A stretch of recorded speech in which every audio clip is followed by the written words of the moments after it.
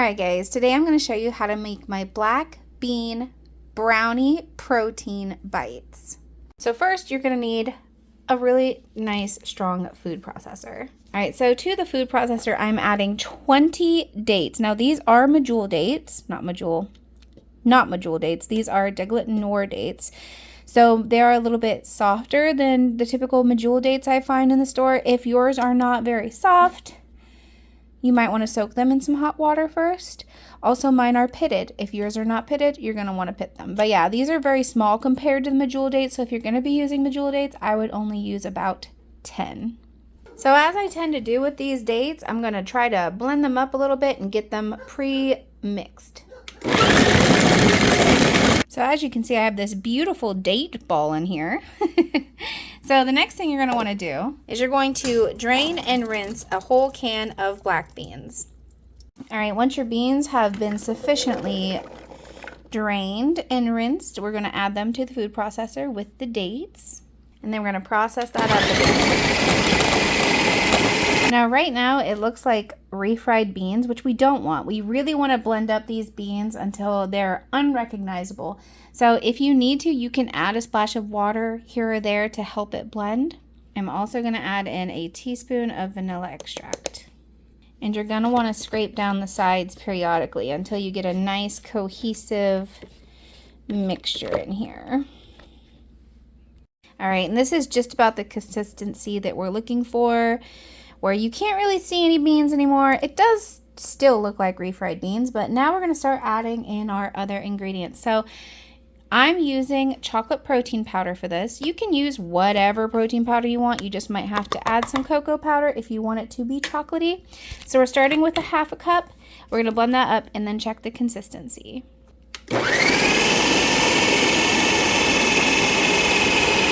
Alright, and this is the consistency we have right now. It is soft and sticky, so we are going to add more protein powder, but you want to taste it and see if it's sweet enough.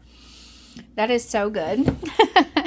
But my protein powder is sweetened, so you want to keep that in mind. If you are adding protein powder that isn't sweetened, you might have to add more sweetener. Alright, we're going to add another half a cup of my chocolate protein powder and blend her up again.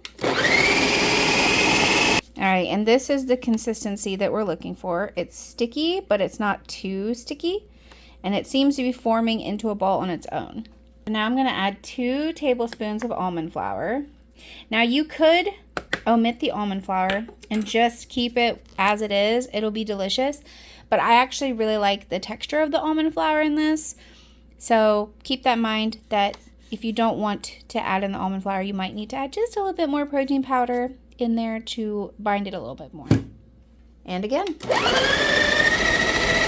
All right, we're almost there. I'm going to add another 2 tablespoons, so a total of 1/4 a cup of almond flour. All right, and this is what we're working with. Nice, thick brownie protein dough here. So I'm going to go ahead and take out the blades, scrape off this, and then we're going to form them into balls. But first, if you want, you can add in chocolate chips. You can just put it in here and pulse it in.